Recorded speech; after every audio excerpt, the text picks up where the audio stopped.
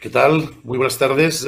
Bienvenidos todos a una edición más del IEF Market Forecast que intentamos hacer cada semestre, cada 6 meses. Nos parece que el periodo anual, estamos comentando antes entre bastidores, digamos, que cuando se intentan hacer estimaciones, previsiones, bueno, el periodo de un año, pues igual nos hace olvidar las previsiones y las estimaciones.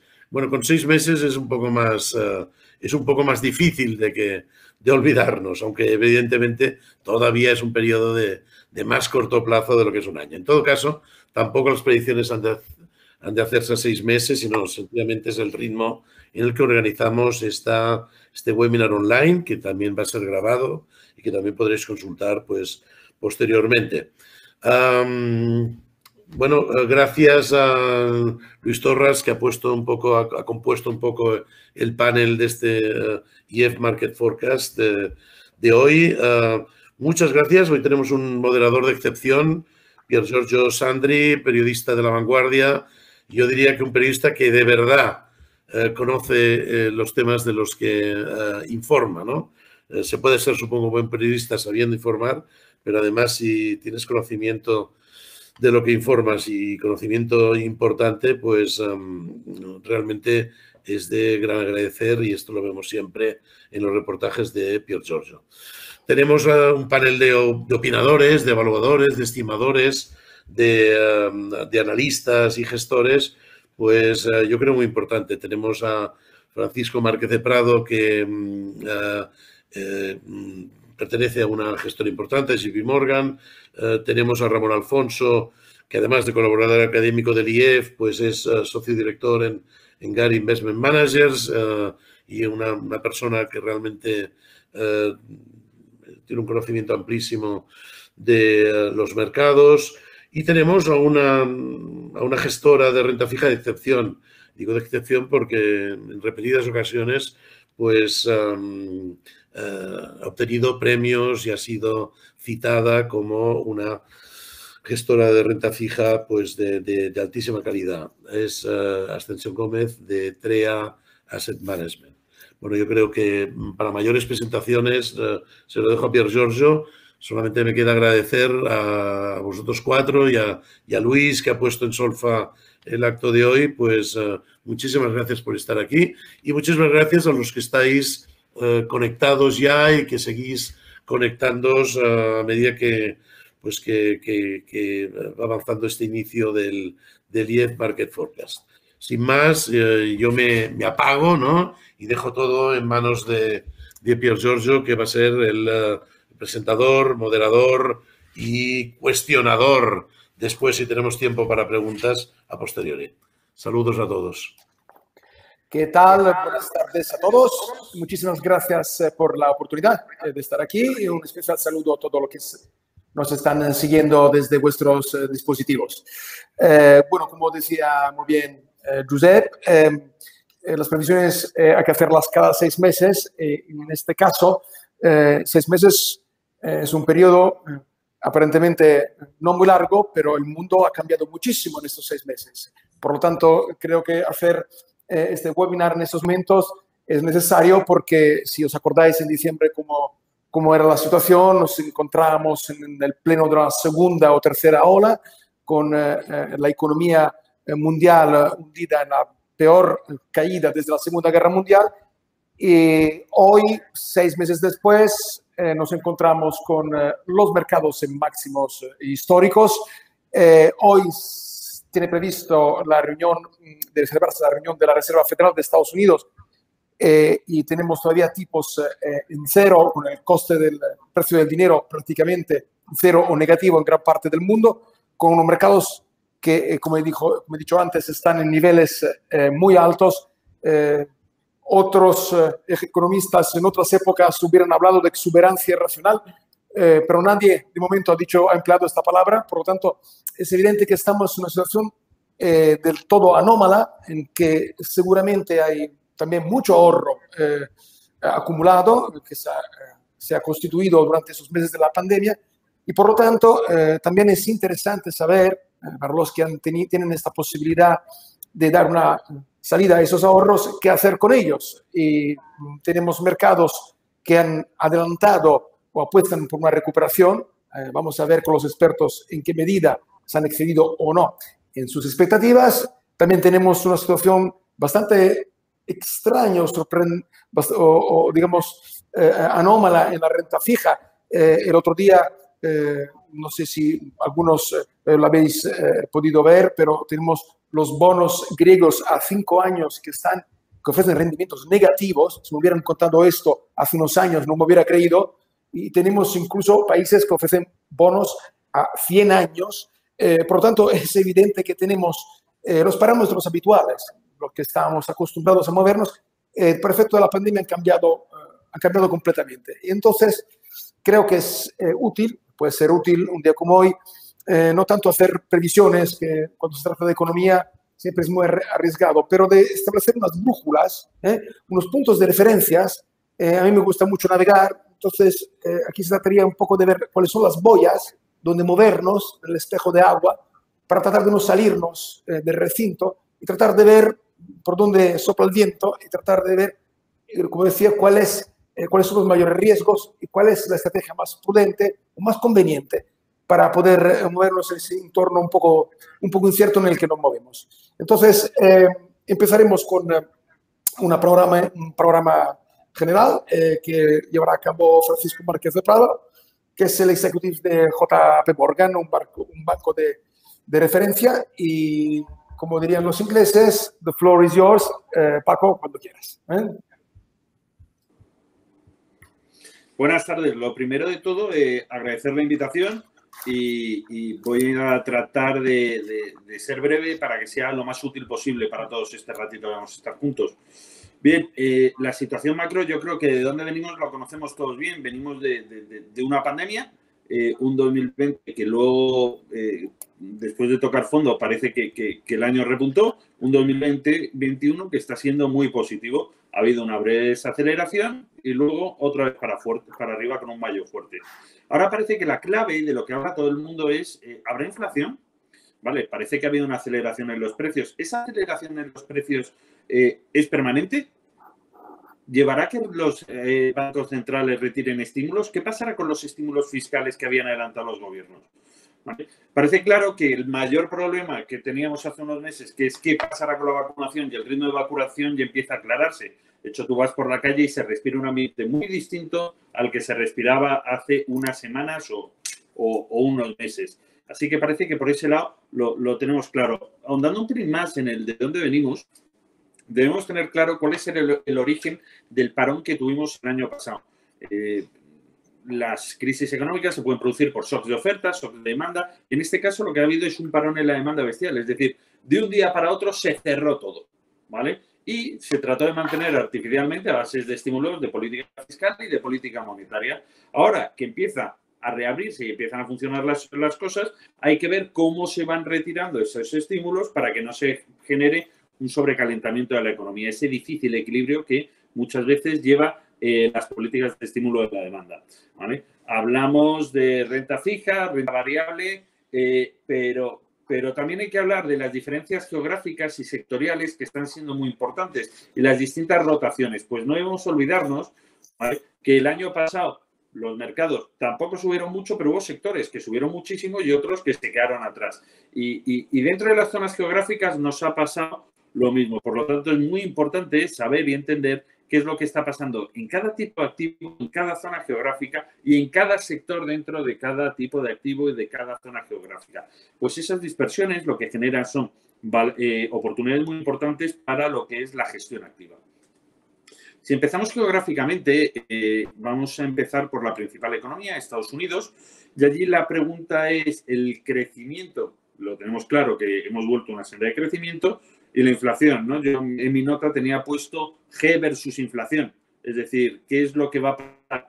Se está moviendo Estados Unidos, pero ¿qué es lo que va a pasar? Es verdad que hay inflación, que hay un crecimiento importante de precios. De hecho, el dato del viernes pasado fue bastante importante, ¿vale? Pero la pregunta, como os decía antes, es ¿será persistente?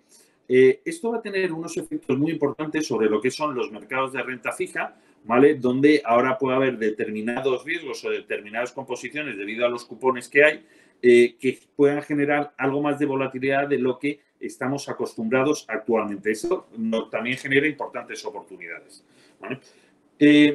La clave para saber si va a llegar esa inflación de la que nosotros hablamos y si va a ser persistente es el mercado laboral. Es decir, tú puedes tener una subida en materias primas, estas materias primas incrementan los precios, de hecho, parece que han tenido cierto efecto en el incremento de precios, pero una vez que ha subido el petróleo, por ejemplo, o que han subido los semiconductores, pueden tener un efecto de segunda ronda, es decir, sube el petróleo, se queda ahí y eso tiene un efecto sobre el transporte que lleva los calabacines al sitio, ¿vale? Pero se puede quedar ahí. El tema es, ¿va a continuar subiendo? Y para saber si va a continuar subiendo, la clave es el análisis del mercado laboral. Todavía el output gap es negativo, es decir, todavía hay cierta capacidad ociosa en la economía, no solo en dinero, sino también en el factor trabajo, y lo más importante es analizar qué es lo que va a pasar con ese factor trabajo. En Estados Unidos el factor trabajo empieza digamos, a tensionarse. Empieza a no ser fácil encontrar trabajadores, salvo que tengas que subir salarios, porque esa bolsa de desempleo se está reduciendo. Esto no es malo, ¿vale? Y que se genere esa cierta inflación no es malo, incluso que haya una subida de tipos no es malo. Nosotros en JP Morgan, en la guía de los mercados, que muchos de vosotros conoceréis, hemos cogido y hemos dicho, bien, una subida de tipos perjudica a los mercados y hemos cogido desde 1980 y hemos analizado todas las subidas de tipos.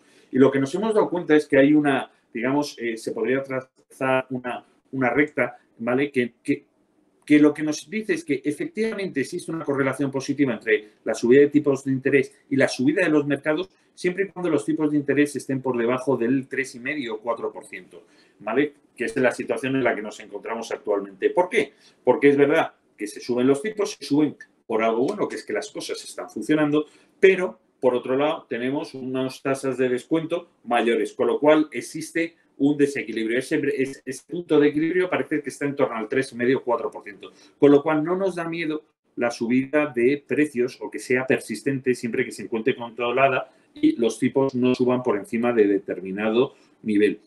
¿Qué es lo que nos va a marcar esta subida? Como decíamos anteriormente, el mercado laboral. No olvidemos que la economía norteamericana es tremendamente flexible, se produce una alocación de factores productivos de manera muy dinámica y es muy importante, ¿vale? En esa reorganización de factores productivos, ver qué está pasando con esos trabajadores que decíamos anteriormente. Esa bolsa de desempleo, que actualmente es bajo, no ha llegado a lo que sería la NAIRU, esa tasa que acelera la inflación, esa tasa de desempleo que acelera la inflación y todavía tenemos margen. Pero es verdad que nos acercamos, con lo cual es un factor a vigilar muy de cerca. Importante que pasa hoy, como decías anteriormente, con la Reserva Federal, pero muy importante que va a pasar en septiembre cuando se retiren o acaben de llegar los estímulos a las familias, las prestaciones de desempleo, las ayudas al desempleo, se acaban en septiembre en Estados Unidos y el salario de reserva seguramente baje, con lo cual esa bolsa de desempleados se incremente y esté más gente dispuesta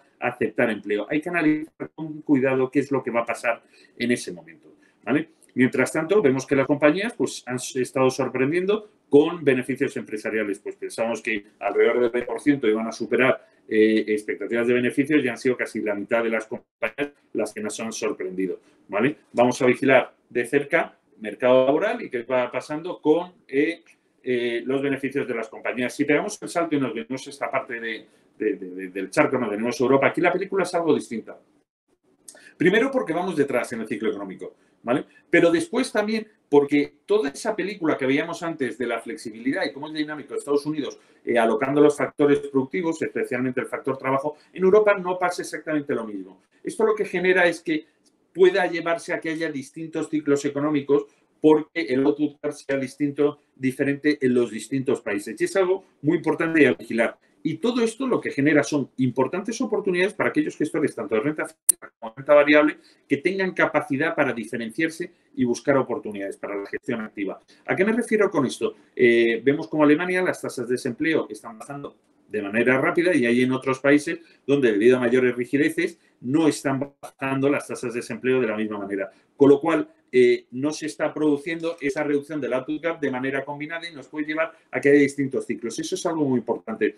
Solución estructural que cualquier economista nos diría, fenómeno, lo que hay que conseguir es que se incremente la movilidad entre países del factor trabajo. aquello famoso de libre movilidad de factores productivos, movilidad de capitales, productos, mercancías y trabajo. El trabajo, debido a diferencias entre los distintos países, todavía va algo más lento. Y eso es algo importante que nos puede generar distintos ciclos y hay que ver cómo va actuando el Banco Central ante esos movimientos. Por ahora, no vemos que sea ningún problema. No vemos que tengamos ese problema de inflación o ese incremento en los precios que estamos teniendo en Estados Unidos, en Europa. Después es importante el análisis de los mercados emergentes.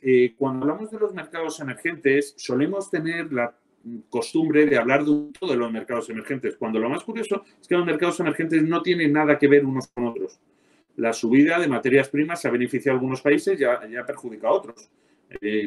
Una subida del petróleo a países productores del petróleo les va a beneficiar mucho y a un país como la India, que además es poco eficiente en el uso de esta materia prima, pues le va a hacer polvo, ¿vale? Por lo cual es muy importante diferenciar qué es lo que pasa en cada una de las distintas economías. Y otra cosa que me resulta curioso es que de países emergentes se pone como ejemplo siempre a China. Yo no creo que China se pueda considerar ya un país emergente o se puede considerar un país emergente, pero tiene unas características muy diferentes a esos países, como decíamos anteriormente, que vivían de exportaciones. China es un monstruo que ya tiene su propio ciclo y ya no solo exporta y acumula capital de extranjero, sino que también exporta. Y, de hecho, nosotros creemos que antes del 2030, pues posiblemente sea la primera economía mundial y lo que es muy importante es cómo va a recoger la realidad económica china los índices económicos. Esto es algo muy importante. Hemos visto que China fue la primera en salir de la economía,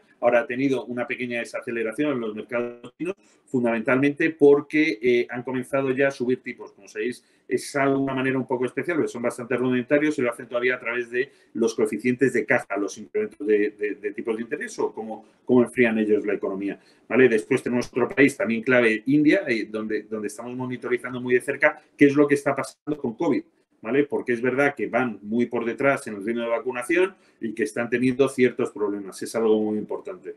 Por lo tanto, en resumen, ¿qué estoy viendo en JP Morgan? En JP Morgan creemos que, dada la actual situación de mercado, estamos sobreponderando la renta variable sobre la renta fija, ¿vale? Así como el año pasado estuvimos muy centrados en Estados Unidos, pasamos a emergentes. Ahora, de la parte de emergentes estamos pasando quizá algo más a Europa, ¿vale? Y estamos haciendo una rotación de lo que eran sectores tecnológicos a sectores más value, como lo llaman. En renta fija estamos infraponderando, pero no todos los sectores, estamos infraponderando sobre todo la renta fija gubernamental, porque no creemos que sea una inflación fuerte la que vayamos a ver, pero sí creemos que existe una aceleración de precios y es importante monitorizar el mercado de trabajo y es importante estar cubiertos frente a la volatilidad que puedan tener los bonos de gobierno, fundamentalmente norteamericanos, porque con el escaso cupón que tienen, cualquier movimiento hace que varíen mucho los precios. En Europa, por ejemplo, estamos neutrales en bonos de gobierno, ¿vale? Y hemos comprado algo de crédito, especialmente crédito high yield, porque creemos que el carry compensa a lo que podríamos tener en calidades crediticias más altas. Después nos gustan también los mercados de activos reales core. ¿A qué me refiero con esto? Inmobiliario, infraestructuras, ¿vale? Inmobiliario, infraestructuras, transporte, distintos mercados que van a permitir que nuestras carteras diversifiquen el riesgo que podemos tener en renta variable y renta fija, reduciendo la volatilidad total de las carteras. Ahora bien, para esto sabéis que hace falta alguien que tenga recursos y que cuando invierte en activos reales, ¿vale?, no lo meta donde tenemos nuestro patrimonio inmobiliario, sino que sea capaz de diversificarlo a nivel global. Y no sé si me dejo algo.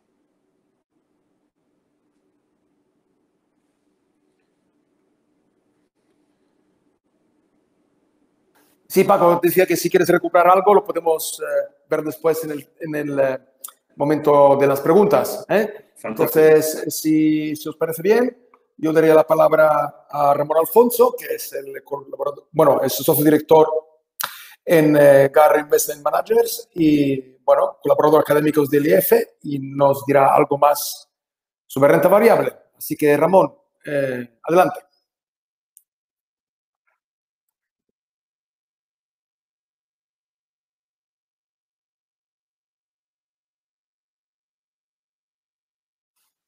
No sé si se le oye, ¿vosotros lo oís?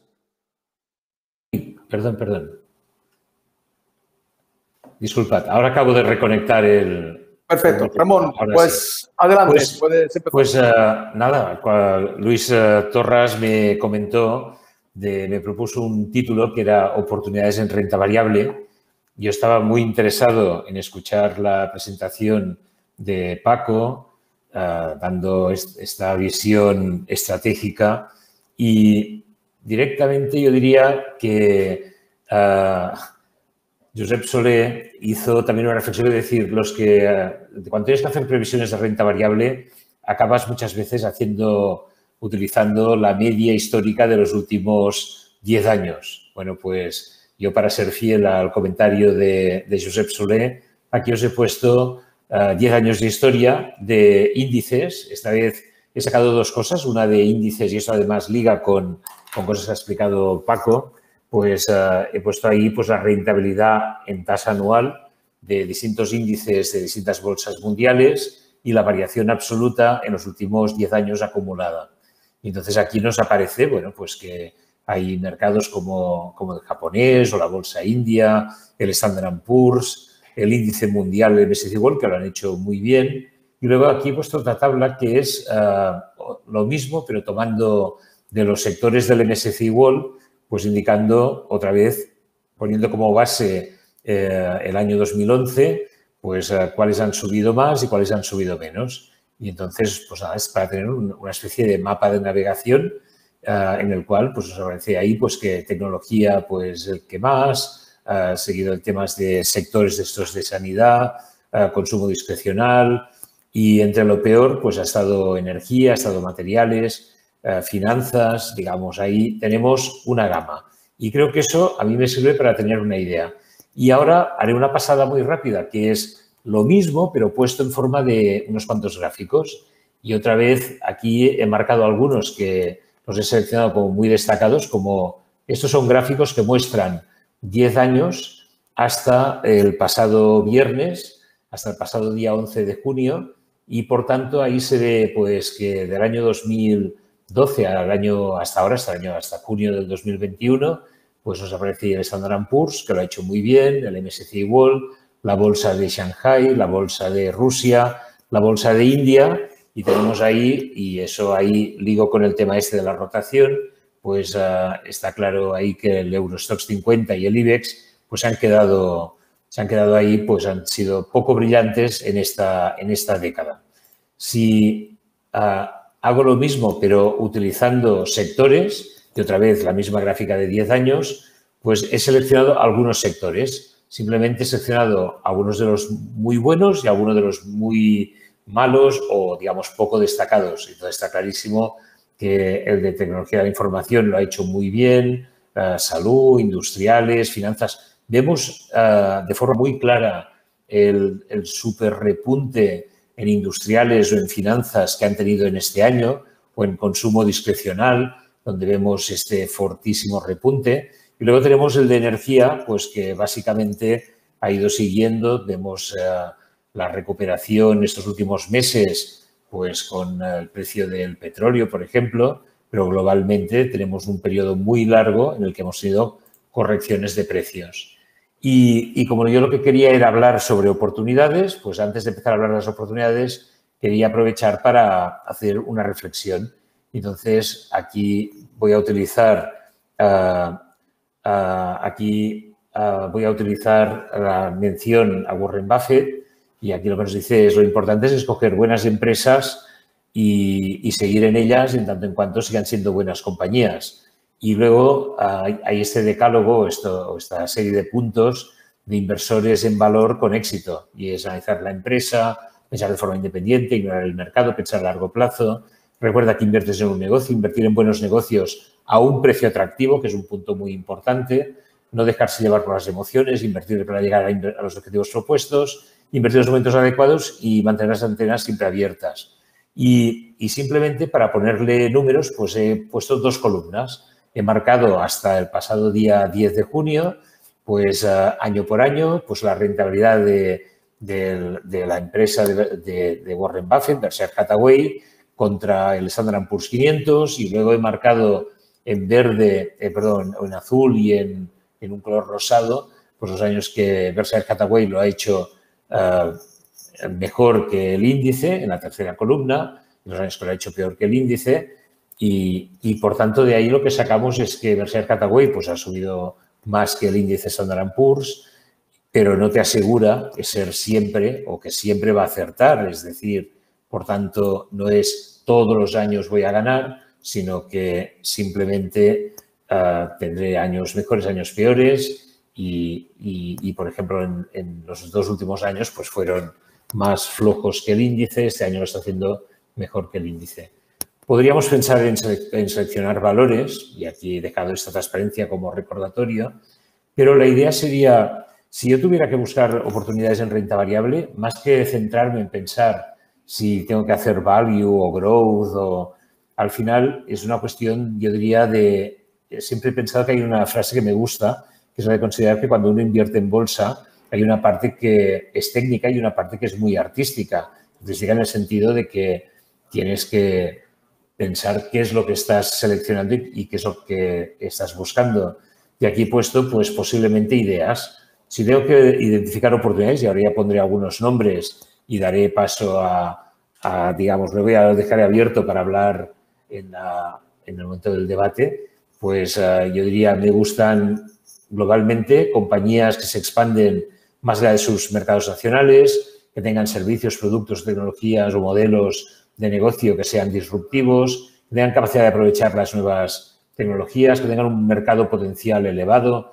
Es decir, para mí, al final hay sectores que hay viento de cola y pueden aprovechar y hay sectores que lo tienen complicado. Y luego, diríamos, podemos buscar indicadores dentro de cada empresa que nos digan, pues, señales en el que sean buenas, como yo que sé, el cash flow, el crecimiento, etcétera. ¿Vale? Por tanto, ahí yo diría que dejo planteado qué me gustaría para escoger.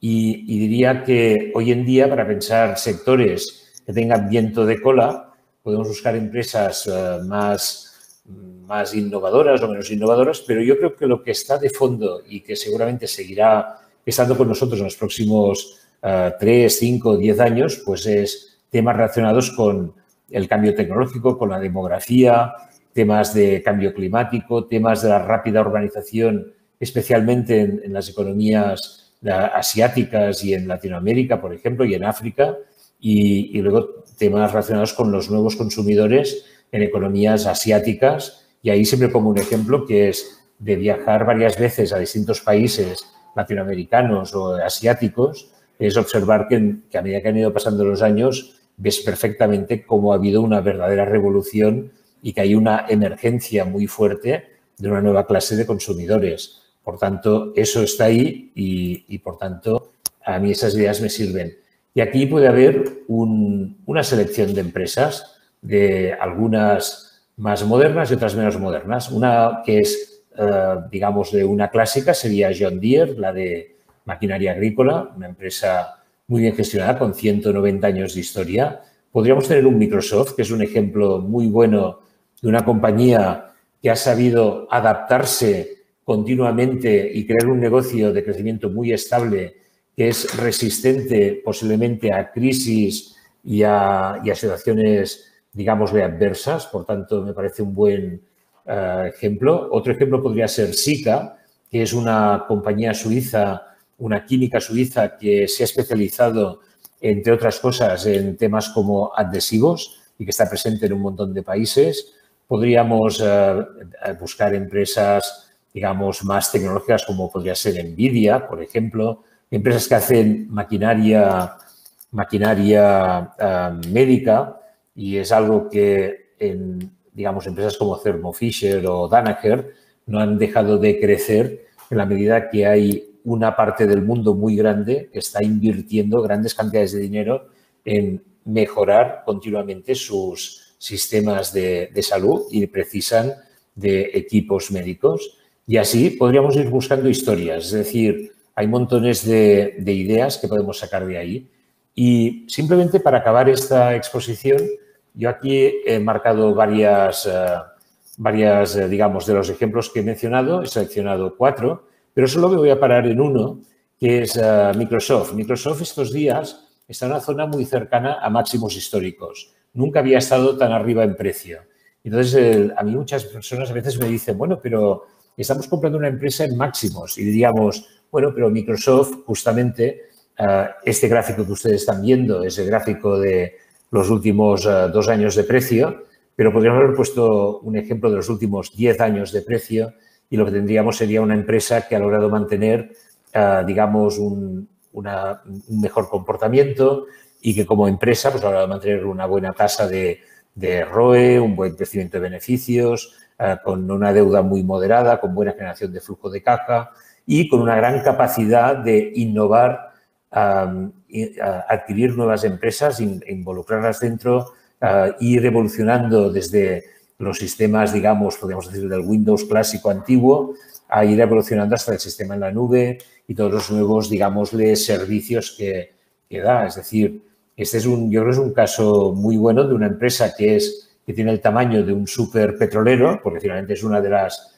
empresas de mayor capitalización mundial, pero que se maneja como si fuera digámosle, un barco ligero. Es decir, que, por tanto, tiene una gran capacidad de adaptación y tiene una gran capacidad de sobrevivir en entornos, digamos, ha logrado tener un producto que se ha convertido en una parte integral de nuestras vidas que captura bien las nuevas tendencias. Adyen podría ser un buen ejemplo de un unicornio europeo, que es una empresa que se dedica a procesar sistemas de pago.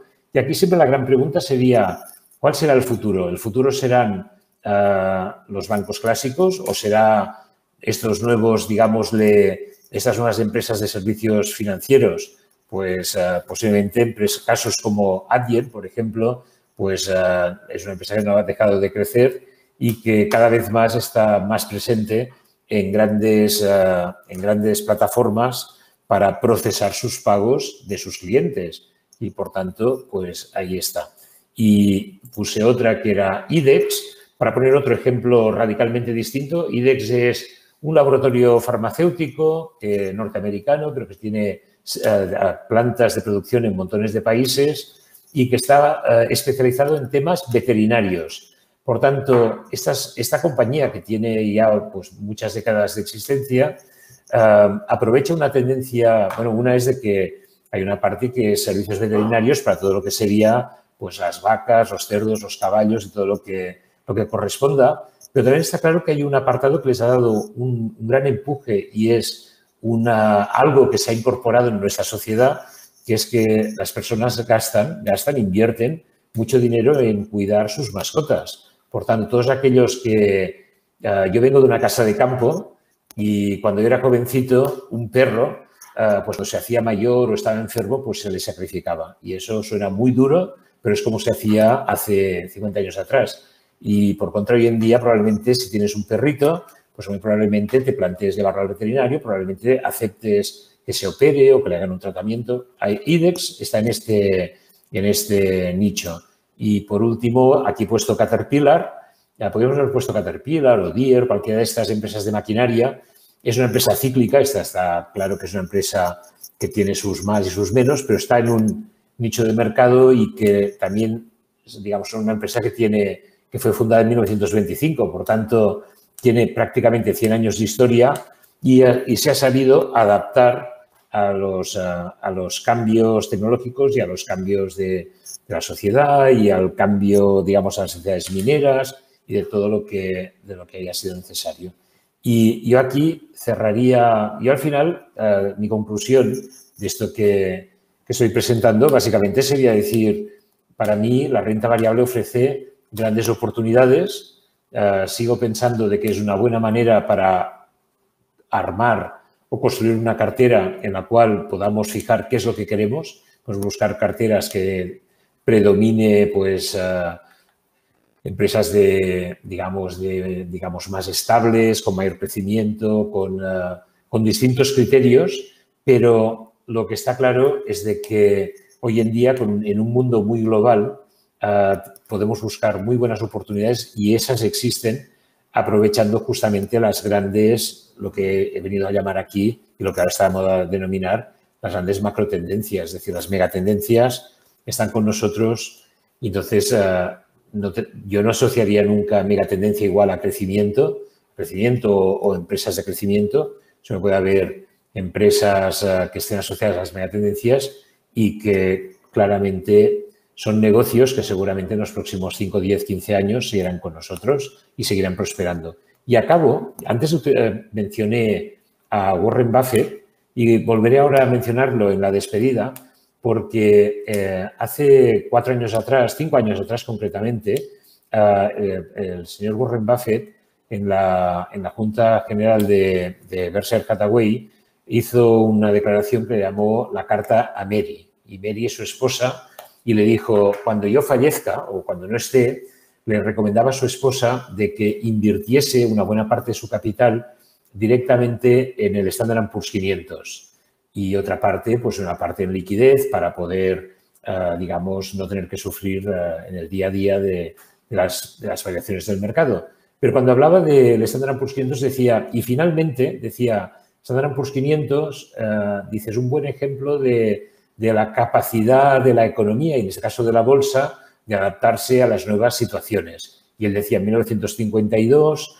una de las empresas mayores de Estados Unidos de mayor capitalización era General Motors, por tanto, hierros y coches, y por contra, la empresa mayor de Estados Unidos en el año 2016, que es el año en que él hizo esta conferencia famosa, pues era Apple, y en esa época pues eran Apple y Microsoft, con lo cual podríamos decir que las empresas dominantes en el Standard & Poor's 500 hoy en día están sobre todo en el sector de tecnología y en sectores que están dentro de la nueva economía, y probablemente en el año 50 pues era una economía mucho más de, digamos, de hierros, textiles y temas así. Por tanto, para mí la gran oportunidad de la renta variable es sobre todo la capacidad de poder siempre tener acceso a buenas empresas bien gestionadas y compradas a precios razonables. Y tener paciencia, y no dejarse llevar por la prisa y por los nervios. Pues muchísimas gracias, Ramón. Mientras te oí hablar, me he acordado de otra frase de Warren Buffett, pero me la reservo para el turno de preguntas. Muy bien. Doy la palabra a Ascensión Gómez, que seguro que tiene muchas ganas de hablar, que la hemos dejado por última, pero last but not least, gestora de renta fija en TREA. Ascensión, adelante. Muchas gracias por la invitación. Pues para hablar de la renta fija, a mí me gusta siempre empezar haciendo una visión general macro, pero como hay poco tiempo y ya nuestro primer orador ya ha hablado bastante del tema, y acaso estoy bastante de acuerdo con lo que ha dicho, voy a pasar muy rápido por esto. Lo único que quiero comentar es que estamos en un año 2021 de un gran crecimiento posterior a la crisis del año pasado por la pandemia, pero que vamos a volver a nuestro crecimiento potencial, que recordemos era bastante moderado. A nivel mundial estábamos hablando de crecimientos del 3% y en la eurozona crecimientos muy bajitos. La crisis del año pasado provocada por la pandemia, a pesar de su crudeza, la redujeron bastante dos actuaciones muy importantes. Primero, los bancos centrales, los principales bancos centrales. Aquí he puesto solamente el Banco Central y la Reserva Federal, pero fue mayoritaria la actuación de ellos. Intervinieron en los mercados si podían, si tenían margen de actuación bajando tipos. Esto lo pudo hacer la Reserva Federal porque los tipos estaban en el 1,5, el BCE no. Y luego actuaron en los mercados comprando masivamente. Y como resultado, el balance de los bancos centrales incrementó muchísimo. La Reserva Federal casi dobló su balance y el BCE como un casi 70%. Y la otra actuación importante que hizo que la caída fuera menos pronunciada fue los gobiernos con sus estímulos, ya sea directamente a los ciudadanos como en Estados Unidos, dando cheques directamente a los bolsillos de los contribuyentes, o en Europa con ayudas a empresas, lo cual es un aumento del déficit público que hay que financiar. Pero también aquí quería señalar la correlación tan alta que ha habido, prácticamente todo el déficit y toda la deuda que están emitiendo los países europeos la está comprando el Banco Central Europeo.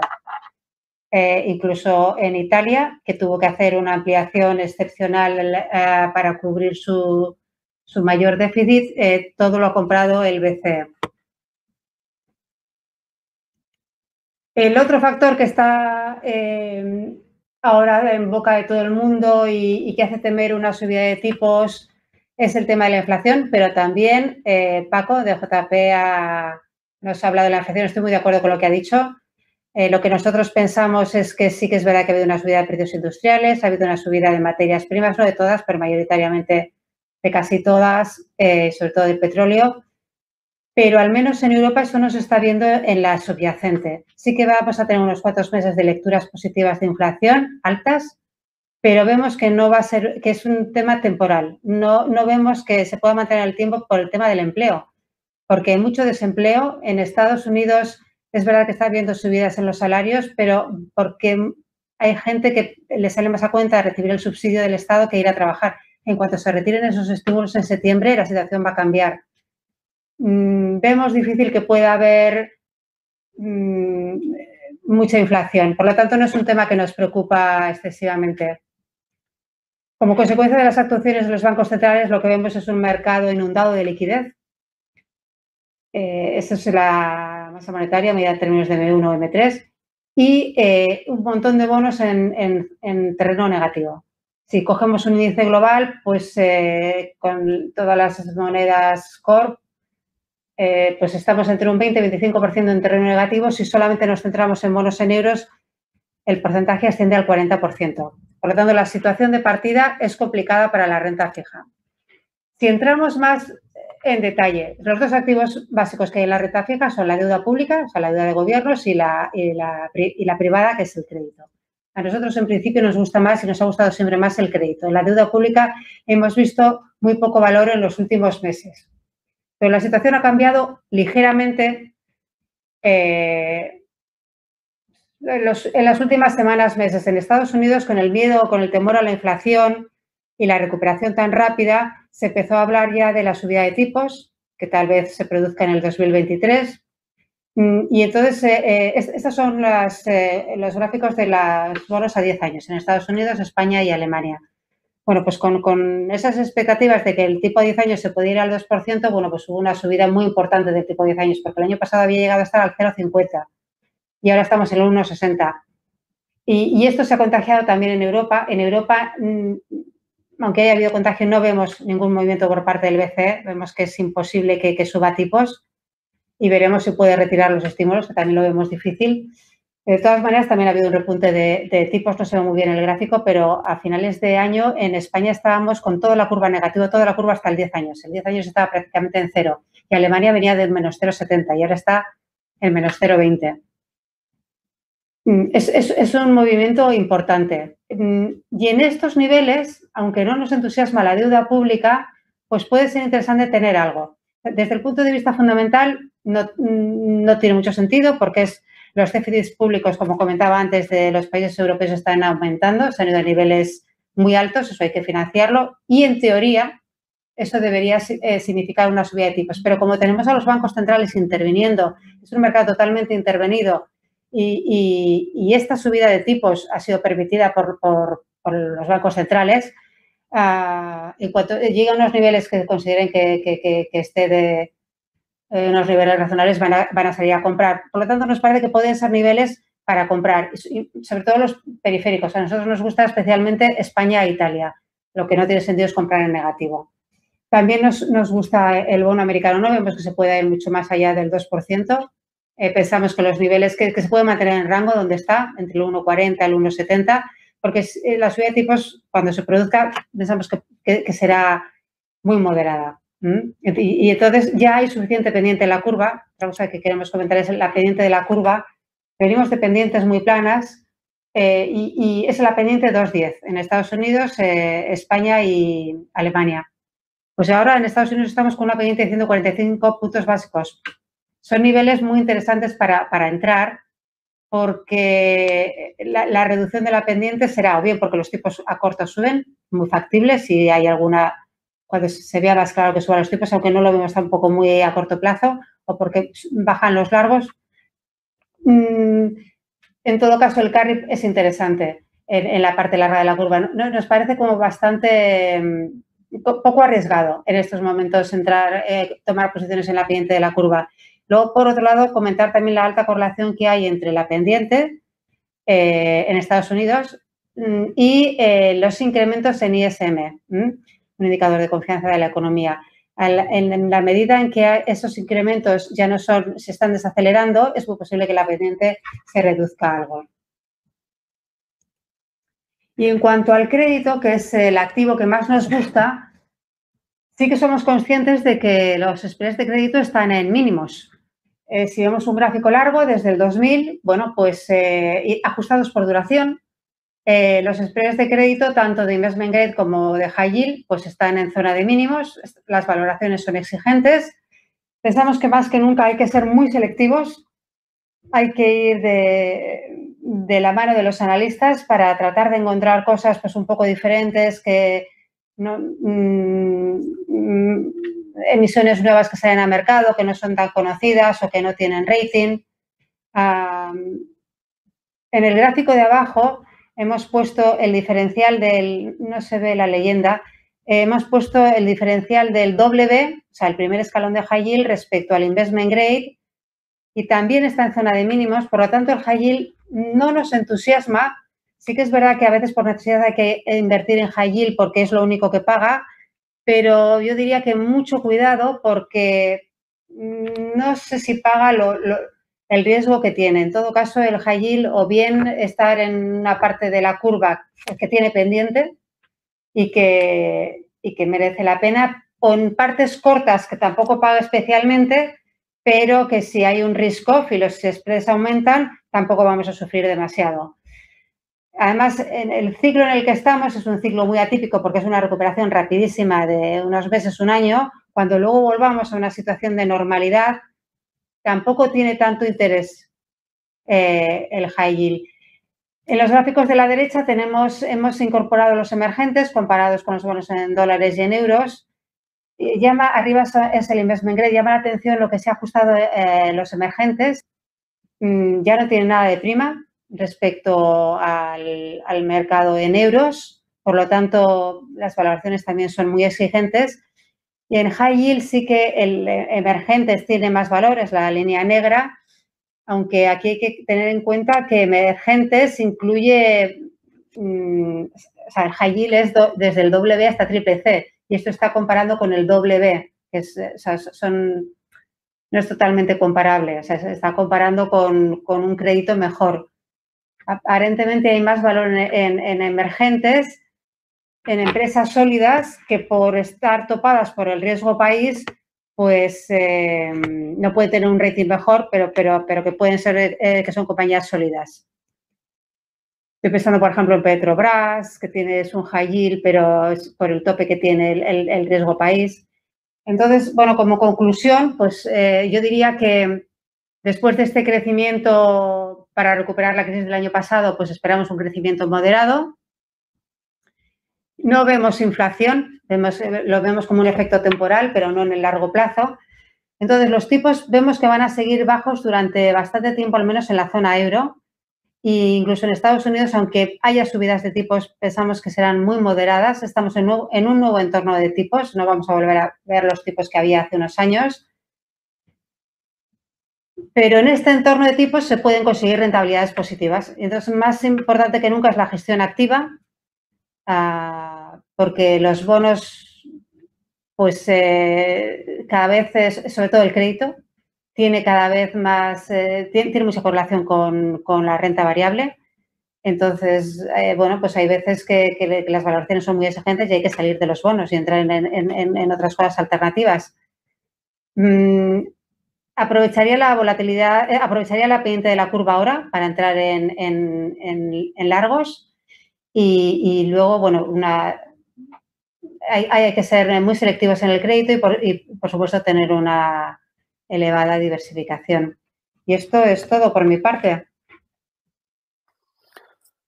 Pues magnífico, Sergio, muchísimas gracias. Quisiera invitar a todos los que nos están escuchando a formular preguntas. Lo puedes hacer a través del chat. Creo que han salido varios temas muy interesantes y me gustaría que los que quieran debatir, que aporten sus sugerencias, sus preguntas en el espacio correspondiente. Os hablaba antes de Buffett, que ha sido citado en varias ocasiones. Me vais a corregir, pero creo que hay una frase de él que debería decir algo como solo cuando se retira la marea que se ve quién está desnudo por debajo del agua, ¿no? Quién lleva bañador o quién no, ¿no? De alguna manera. Entonces, pregunto esta frase de Buffett porque Paco creo que dijo que a él no le da miedo la subida de tipos, pero ¿qué pasaría o qué pasará cuando se retiren estos estímulos que están, tanto fiscales como monetarios, que están en vigor? Lo pregunto porque a lo mejor puede que haya parte de mora oculta en algunas empresas. Hay alguna empresa que esté sobreviviendo, pero en realidad es un zombie y no nos hemos dado cuenta. Me gustaría un poco que desarrollaras ese aspecto. Es decir, cuando el ciclo cambie y ya no tengamos las aguas y empiezan a retirarse, ¿no tenéis miedo o no pensáis que pueden aparecer algún zombie por ahí? Y si esto es una cosa que vosotros valoráis en estos momentos. No sé quién quiere contestar, el mismo Paco o Ramón también. Bueno, la verdad es que yo creo que hay que matizarlo. No nos da miedo la subida de tipos de interés, no nos da miedo siempre que se haga de una manera ordenada. Eso es muy importante. Por eso, la clave durante los próximos meses es cómo se va a producir esa retirada de estímulos. Son dos mundos distintos, lo que tenemos en Europa y lo que tenemos en Estados Unidos, precisamente porque los diferenciales, el crecimiento potencial respecto al crecimiento real está generando un gap, ¿vale?, de una bolsa que hay que ser capaz de utilizar. ¿A qué me refiero? En Estados Unidos ese gap se está reduciendo mucho. En Europa no se está reduciendo tanto. Y si se está reduciendo, además, se está reduciendo de manera asimétrica entre las distintas economías. Por lo tanto, hay que diferenciar mucho Estados Unidos de Europa. Cuando hablamos de Estados Unidos y cuando hablamos de esa retirada de estímulos, ya se empiezan a retirar estímulos. En política fiscal, lo ha dicho antes John, en septiembre se retiran las ayudas al desempleo. Es decir, el salario de reserva va a caer y va a ser muy importante ver qué es lo que va a pasar con ese desempleo. ¿Se va a incorporar al mercado laboral? Bueno, pues eso parece que va a ser un freno a la aceleración en los precios. ¿No se va a incorporar? Pues hay que vigilarlo de cerca porque puede ser que esta tasa de inflación, esa tasa de desempleo no aceleradora de la inflación sea más alta de lo que nosotros pensamos. Por lo tanto, hay que monitorizarlo muy de cerca. Y después algo que hemos aprendido es que el lenguaje de las autoridades, ahí está hablando de la política fiscal, política monetaria, el lenguaje que se utiliza es tremendamente importante. Nosotros, cada vez que habla la Reserva Federal, lo que hacemos es, nos envían un comentario, nuestro equipo de estrategia, y nos envían lo que dijeron la última vez, lo que han dicho ahora y qué palabras han ido cambiando. El wording es importante para ser capaz de ir guiando las expectativas. Por lo tanto, no nos da miedo una subida de tipos de interés. La economía ha funcionado muy bien en subidas de tipos de interés porque la mejora de las expectativas que provoca esa subida, que ha provocado esa subida de tipos de interés, puede ser más potente que los efectos que pueda tener sobre la economía la subida de interés, pero hay que hacerlo muy despacito, piano, como dicen por ahí, ¿no? Si pegamos el salto a Europa, la película cambia totalmente. Aquí no veamos que vayamos a tener una inflación, al menos de manera inminente. Por lo tanto, no nos preocupa la retirada de estímulos. De hecho, no creemos que el Banco Central vaya a retirar estímulos. Y, de hecho, creemos que la política fiscal tienen que empezar a llegar los estímulos realmente a la economía. Han llegado en cierta manera, pero a ver qué pasa con ese plan tan ambicioso que se ha lanzado de los 750.000 millones. Por lo tanto, no nos da miedo la subida de tipos de interés si es de manera ordenada y diferenciamos mucho lo que tiene que suceder en Estados Unidos de lo que tiene que suceder en Europa.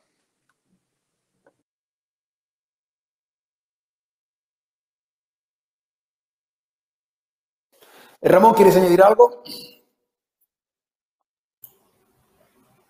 Bueno, yo diría, yo aquí ligaría con lo que ha comentado Paco y con lo que ha comentado Ascensión antes, que es, creo que es muy importante si se hace un proceso ordenado o se hace un proceso desordenado. Si es ordenado, pues tendremos que lidiar con esa situación.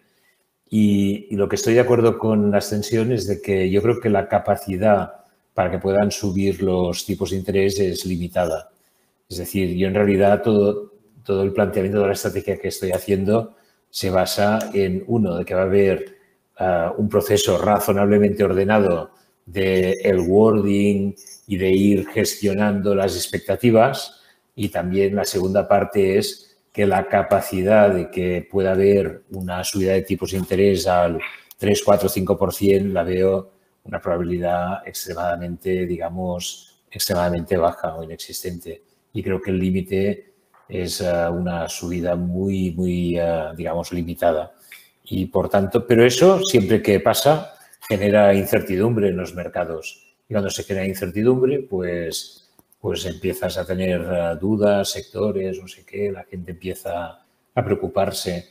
Es decir, en realidad, tal como estamos ahora, los siguientes meses pues irán al ritmo de noticias sobre tapering sí, tapering no, inflación sí, inflación no.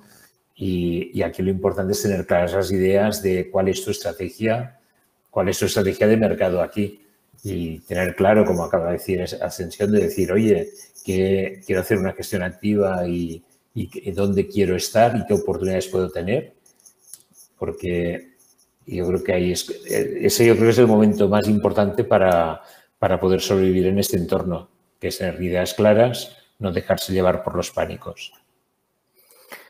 Muy bien, voy a ponerme un poco antes de dar paso a las preguntas de los oyentes, voy a hacer jugar un poco el papel del inversor que llamaríamos aquí en catalán el poruc, el conservador, ¿no? Imaginemos que yo soy un inversor, tengo un capital, veo la bolsa que está muy cara, que no para de crecer, y a mí mi abuela siempre me dijo, oye, métete en renta fija, tranquilo, con buenos rendimientos, y descubro que renta fija, las rentabilidades son bajísimas, y a lo mejor hay alguien que habrá dicho, pues mira, casi que me pongo a comprar oro o incluso criptomonedas. ¿Vosotros qué recomendaríais a un inversor conservador que quiera estabilidad y no quiera arriesgarse demasiado? Ascensión. Bueno, a ver, lo primero que le preguntaría es a qué plazo quieres hacer tu inversión. Si eres una persona que quieres una gestión conservadora y quieres invertir a un plazo máximo de 2-3 años, la alternativa es la renta fija. ¿Los tipos están bajos? Sí. ¿Y los rendimientos que vas a obtener son bajos? Sí. Pero creo que todo está correlacionado. Las valoraciones de bolsa también son muy exigentes porque los tipos están bajos. Desde el momento en que las valoraciones por descuento de flujo de fondos se actualizaron a un tipo de interés muy bajo, si eso te subiera, las valoraciones también caerían, ¿no?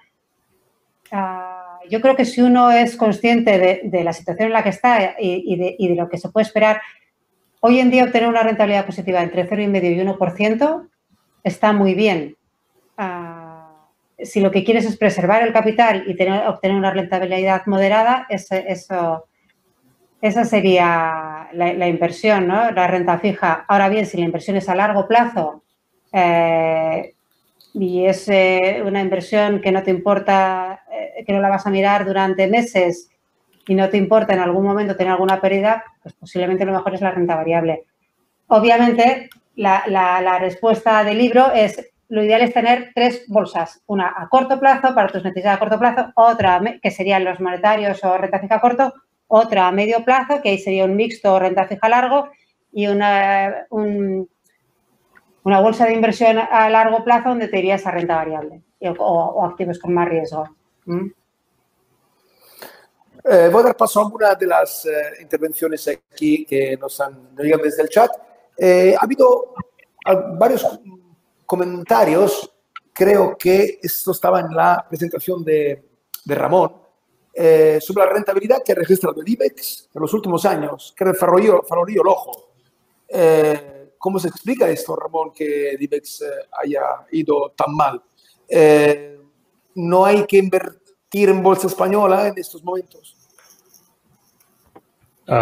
Bueno, esto es muy fácil de explicar porque 10 años, estoy mirando ahí 2011-2021, y si nos acordamos, hicimos el crack del 2008, los bancos, acordémonos que en agosto del 2008 en España habían 145 cajas de ahorro y que apenas 5 años más tarde solo quedaban 2. Es decir, por tanto, ha habido una mortalidad muy importante del sector bancario. Y luego tenemos que acordarnos que en España, cuando miramos el IBEX, es un índice que está hiperconcentrado, que básicamente son los bancos que durante los últimos 10 años, básicamente, excepto este año, han estado cayendo continuamente de precio, que han tenido que vivir toda la adaptación del Basilea III y, por tanto, les ha ido muy mal. Y luego tienes una empresa muy grande como Telefónica, que también le ha ido muy mal porque, digamos, el mundo no va de la mano. Telefónica, Orange, KPN, Telecom Italia, todas las grandes compañías de telecomunicaciones clásicas, básicamente lo han hecho pésimamente en bolsa en los últimos 10 años. España, pues hay una que pesa mucho en el índice, que es Telefónica. Y luego tienes el peso de Repsol, donde otra vez las grandes petroleras clásicas europeas lo han hecho francamente mal en los últimos 10 años. Por tanto, cuando sumas eso, que te asciende un poco más de la mitad del índice IBEX, pues ya tienes explicado de que anula totalmente el excelente comportamiento de Cellnex o el excelente comportamiento de Fluidra, el excelente comportamiento de Grifols durante muchos años. Este año, ahora, estos últimos días ha subido, pero globalmente hizo épocas muy buenas de estos últimos años, y otras empresas españolas que lo han hecho muy bien, pero que aportan muy poco peso al conjunto del índice. Es decir, no es, diría, la conclusión facilona sería decir, como ha subido poco, hay que quitarlo de la inversión. Yo diría, no, lo que tienes que hacer es seleccionar bien, y ahí le tomo la palabra a Ascensión, hay que seleccionar de forma inteligente, que es, escoge bien las empresas y en general en Europa hay mucho más peso de empresas, vamos a llamarle, yo les voy a llamar clásicas, y hay un menor peso de tecnológicas, y eso de empresas, digámosle, de crecimiento elevado, y eso se ve muy bien en los índices europeos en general. Y en España en concreto, pues está muy afectado por 3 sectores y con un grupo de 8 empresas que concentran un peso muy grande del índice. Hay un par de intervenciones que van sobre el tema que hemos mencionado antes de los bancos centrales. Cito a el de Jordi porque es gracioso y dice textualmente que los bancos centrales impriman dinero para evitar que la economía se estanque. Es como meter las pelusillas debajo del sofá y decir que ya has limpiado el salón. Tarde o pronto acabará saliendo y será peor. Bueno, le contesto yo a Jordi, creo que aquí me parece que aquí la clave es no usar la aspiradora cuando sacas las pelusillas, porque entonces sí que puede ser peor, ¿no? Lo importante es sacarlas poco a poco, ¿no? Es un poco lo que han dicho nuestros ponentes. Hay una pregunta sobre la valoración de las tecnológicas.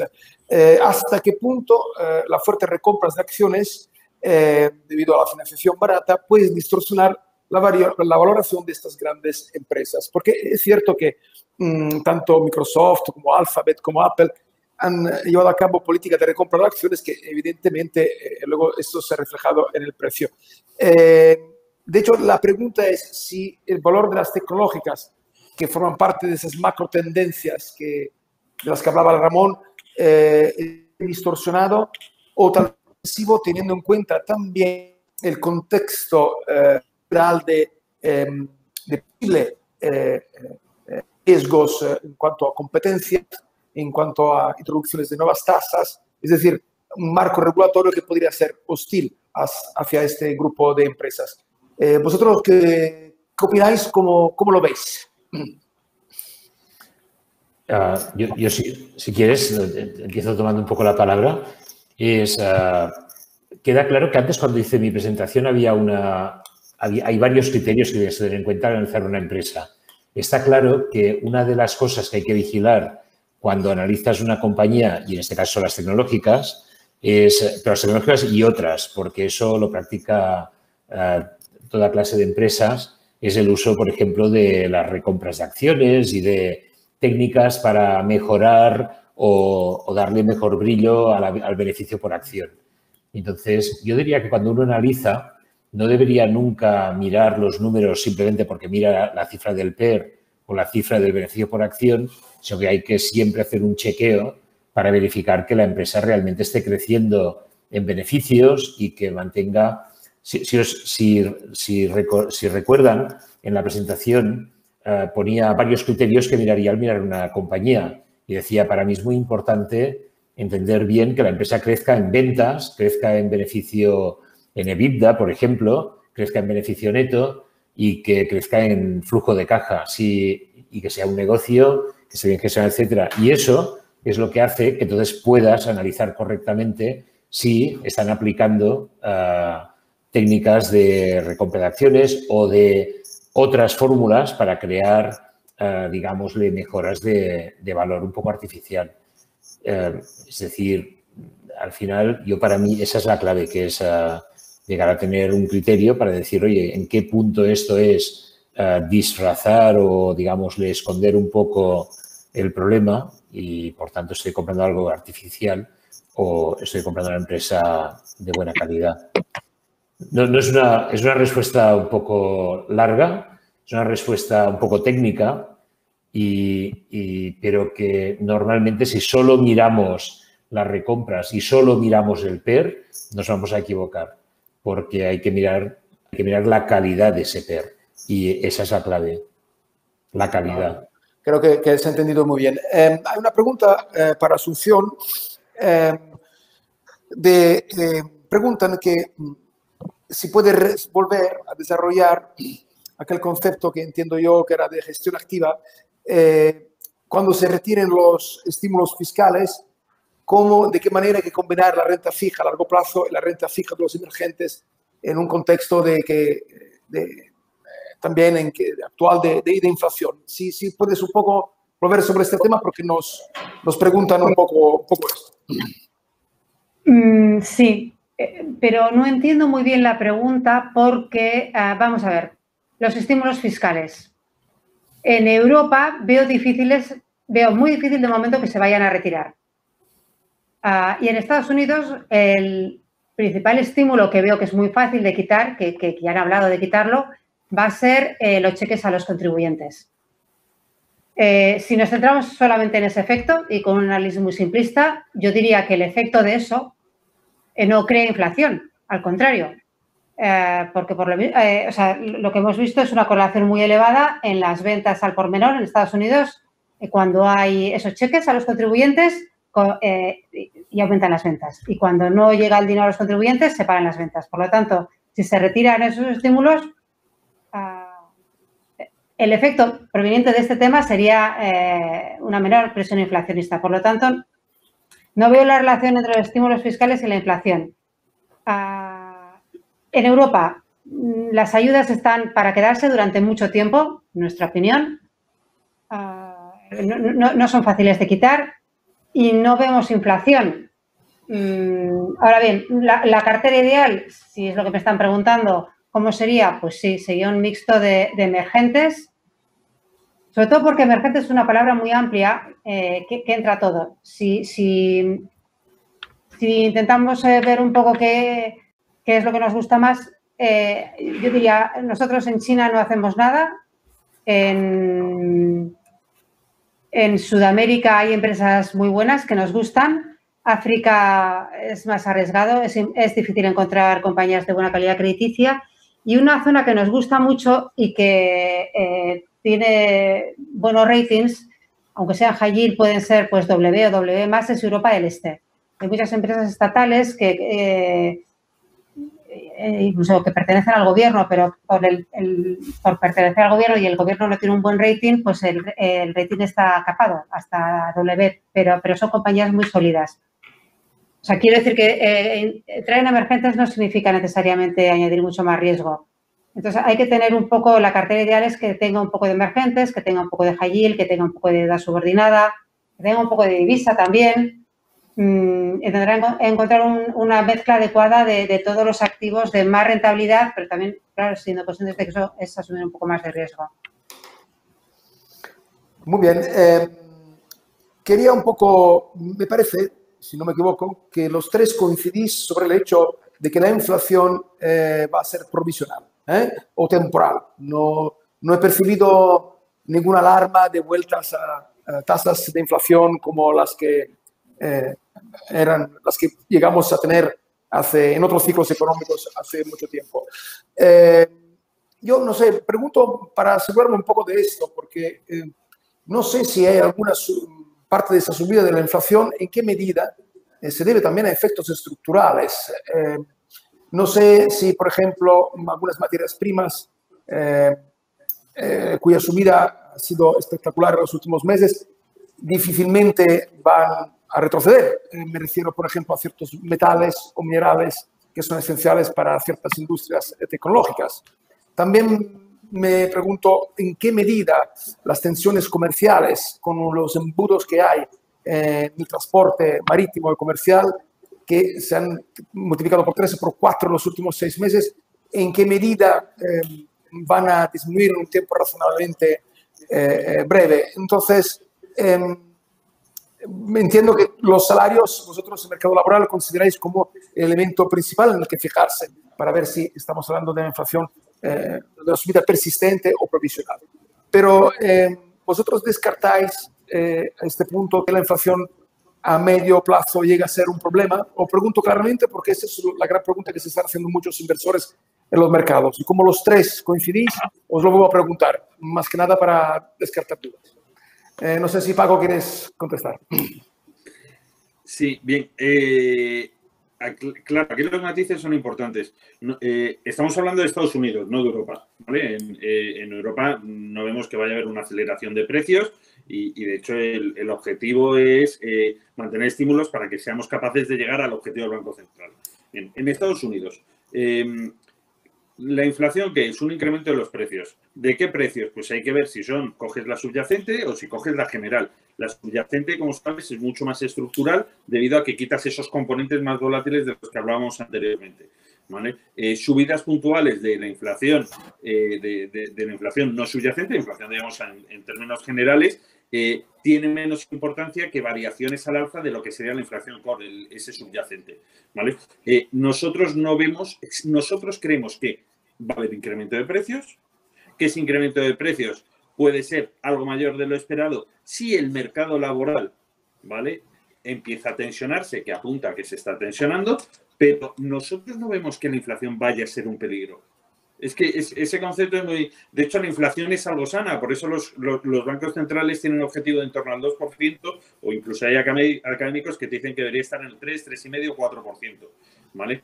La inflación es algo bueno porque permite el ajuste de precios relativos entre los distintos productos de la economía o factores productivos también, depende de cómo lo analicemos.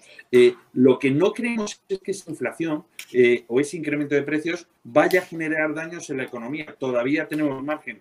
Dice, no, en otras épocas pasadas, ¿te refieres a los años 70, cuando venía y era continuo hasta que Volcker empezó a meterle mano a los precios? No. Aquí lo que vemos es que efectivamente va a haber una aceleración de precios. Pueden estar ligeramente por encima de ese 2%. Bueno, hay gente que dice que incluso es bueno, ¿vale? Yo no lo tengo claro, eso es una discusión académica de gente que sabe hacer derivadas muy bien y yo a ese nivel no llego. Lo que sí sé es que el nivel actual de inflación no va a hacer daño. Puede acelerarse algo y lo que tenemos que hacer es adaptar nuestro asset allocation a ese nivel de inflación que puede generar oportunidades muy importantes para los inversores. Lo que sí está claro es que según se va incrementando o se va acelerando los incrementos de los precios, ¿vale?, el tener el dinero en liquidez ya no tiene tanto sentido. Decía antes a Ascensión, decía, oye, es que rentabilidades de un 1, un 1,5%, un 2%, son rentabilidades que son muy buenas dados los niveles actuales. Pero sobre todo, evitamos tener el dinero parado, que es lo que realmente hace daño al inversor. Y eso es muy importante. El inversor conservador, el inversor moderado, el inversor, que es otro punto que ha salido anteriormente, no es tanto el inversor, sino su objetivo financiero. Uno puede ser muy conservador, pero si su objetivo financiero tiene 15 años, igual puede asumir algo más de riesgo, porque si no, en esos 15 años, a poco de inflación que vaya a haber, aunque sea buena para la economía, le va a hacer polvo a la capacidad adquisitiva de su patrimonio. ¿Estás de acuerdo, Ascensión? Te reafirmas, ¿no? La inflación no es una amenaza, ¿no? Bueno, para nosotros como inversores de renta fija, lo que tenemos muy claro es que las empresas y estados más endeudados, la inflación es algo muy positivo. Lo ideal para los estados, con toda la deuda que están emitiendo, es que haya inflación, porque con la inflación se reduce el valor de la deuda, pero vemos muy difícil que se consiga. No vemos las tensiones, es una cosa puntual. Y de hecho, en Europa todavía esos incrementos no han llegado a la inflación subyacente. O sea, están en la inflación nominal. O sea, que no... Ojalá se llegue al objetivo de inflación del 2%, pero lo vemos complicado. Os quiero preguntar un poco también sobre la actualidad. Hoy se han aprobado, aparte de los fondos europeos que llegarán a España, parece, por lo tanto, que, digamos, empezará a llegar este dinero de Europa. No sé en qué medida esto puede influir sobre las estrategias de inversión. Puede que ahora que llegue este dinero, algunos sectores, estos vinculados a, por ejemplo, las renovables, la revolución verde, la economía sostenible, se vean sí, beneficiados. Quería saber un poco en qué medida este dinero va a influir sobre esto. Y si vosotros creéis, al contrario, que quien quiere invertir en esos sectores punteros de renovables, de inversión sostenible, tal vez llegue tarde ya. ¿Cómo lo veis? Mi opinión es que no llega tarde, porque esto no es, está a un precio infinitamente caro, sino que seguirá creciendo, recibirá más inversión. No sé, si quieres te pongo un ejemplo. El ejemplo es, hace muy pocos días atrás estaba haciendo una estadística de como cuánta energía se genera a través de petróleo y cuánta energía se está generando a través de renovables. Y está claro que el grueso del mundo sigue generando energía con petróleo, pero la tendencia es que en los últimos 15 años la cifra, el peso de energía renovable ha pasado del 2,5% del total a un número que está cerca del 11% del total. Por tanto, esa tendencia que está ahí los últimos 15 años va a ser imparable. Es decir, países como China o India están invirtiendo cantidades ingentes de dinero en ese terreno. Es decir, yo creo que, como siempre, habrán muy buenas oportunidades y habrá, digamos, empresas de distintos ámbitos dentro de ese mundo que se beneficiarán y que las que estén bien gestionadas, tengan buena rentabilidad, etcétera, etcétera, para mí siguen siendo excelentes ideas para invertir. Naturalmente, las que sean malas van a desaparecer. Es decir, aquí lo que no hay que perder nunca de vista es los buenos negocios y los malos negocios. Es decir, los malos negocios, más pronto o más tarde desaparecen. Y las buenas empresas y los buenos negocios, bien gestionados, siguen adelante. Por tanto, ese sería mi punto de vista. Quizás sea un poco estricto, pero ese es el punto. Muy bien, pues mire, ahora antes de cerrar, me gustaría cambiar un poco la perspectiva y pedir un flash a cada uno de vosotros para acercar un poco esta discusión al terreno local sobre la economía española. Tengo un informe que publicaremos mañana en La Vanguardia, que es un ranking que hace cada año la Escuela de Negocios Suiza IMD sobre la competitividad de los países. Y, bueno, resulta que la competitividad en España se ha desplomado hasta el lugar 39, el nivel más bajo desde el 2014. Y critican la gestión de la pandemia y también subrayan el fuerte desequilibrio de las finanzas públicas y, bueno, cuestionan un poco cómo la España ha tratado de salir de las dificultades económicas de la pandemia.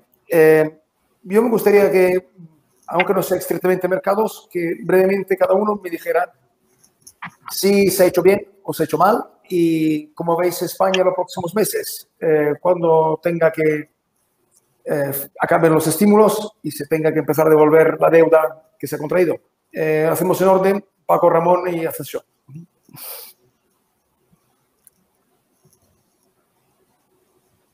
Paco, empieza tú. Yo ahí no te puedo ayudar mucho porque en JP Morgan no hablamos de países en concreto, ¿vale? En la gestora de JP Morgan no podemos hablar de países en concreto.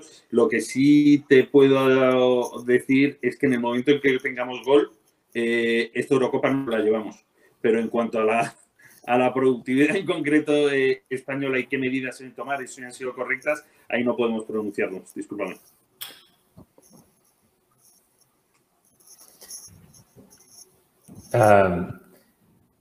Bueno, este informe está muy en línea. ¿Se me escucha bien?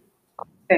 Pues este informe está muy en línea con el índice de competitividad regional que se elabora cada 3 años y que sirve para, digamos, desglosa en Europa por subregiones. Y, por tanto, diríamos, esa tendencia nos dice que si tomamos desde que se inició ese índice en el año 2000, pues lo que sí está claro es que lo que acabas de comentar de IMD está perfectamente en línea con la tendencia que ha habido desde el informe del 2000, 2003, 2006. Digamos, España finalmente está situada, digamos, por detrás del eje que sería Alemania, Países Bajos, Dinamarca, todo el centro y sur de Inglaterra, el norte de Francia, el norte de Italia y digamos que España se queda en una parte en la cual tienes como unas islas que son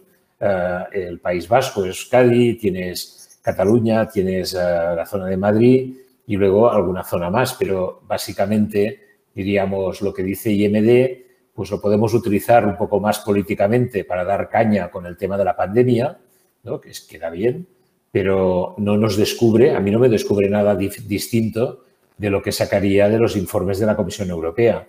Es decir, nada cambia y, por tanto, diríamos, y España incluso, si me refiero a los informes de la Comisión Europea y el último publicado justo antes de la pandemia, pues lo que venía a decir era que España había ido perdiendo, ya sin pandemia, ya había ido perdiendo cuota o puestos en el grado, digamos, de competitividad industrial y de competitividad en el mundo de servicios y negocios.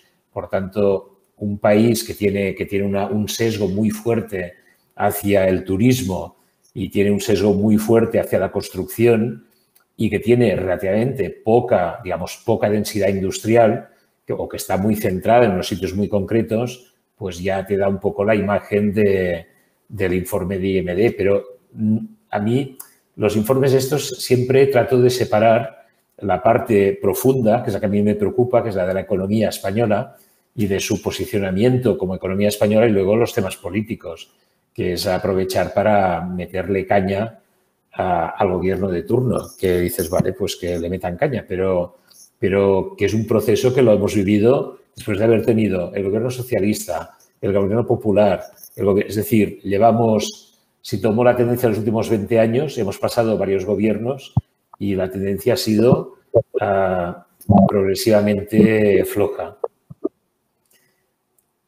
Ha quedado una respuesta un poco apolítica y como ciudadano de alta preocupación, porque me preocupa mucho que nuestros gobernantes tengan una sensibilidad parecida a la del cemento armado respecto a crear un mundo mucho más destinado a reforzar la educación, reforzar, digamos, gente que sean capaces de aprender y en vez de estar exportando ingenieros y exportar programadores y gente cualificada que se van a trabajar a otros países, coño, pues utilízalos aquí, ¿no? Es decir, Pero esto es esta especie de, digamos, de miopía que la tienen las comunidades autónomas y la tiene el gobierno central. Eso no cambia. Eso ya ha quedado más político.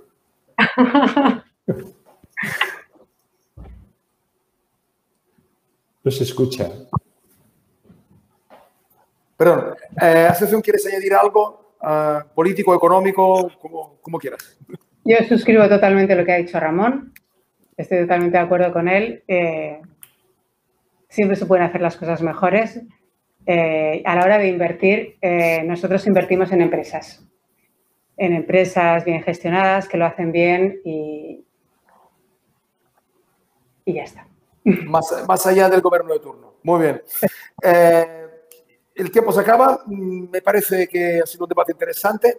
A modo de resumen, diría que lo que se ha surgido, lo que se ha destacado en las intervenciones es que la inflación será provisional, que la retirada de los estímulos será progresiva. Aún así es necesario hacer una gestión activa, buscar oportunidades en varios sectores, incluso varias áreas geográficas, fijarse en las compañías que aporten valor, saber mirar también la renta fija, exactamente las curvas y los rincones en las curvas donde sacar buenas rentabilidades, conformarse con retornos prudentes, no excesivos en esos momentos, también es un buen resultado. En resumen, hay oportunidades, hay que salir a buscarlas y sobre todo, bueno, dentro de 6 meses, con un poco de suerte, todos estaremos vacunados, la pandemia quedará un recuerdo y el campo de regata donde navegar será diferente y para eso estaremos aquí en el IEF para explicar qué viento seguir. Os dejo porque esta noche me juega Italia, mira la Eurocopa, Paco, y me toca a mí ver el partido. Muchísimas gracias a todos por estar aquí, especialmente gracias a Luis y a Josep Solé por organizar el evento. Hasta la próxima. Gracias. Muy bien. Hasta la próxima. Hasta luego.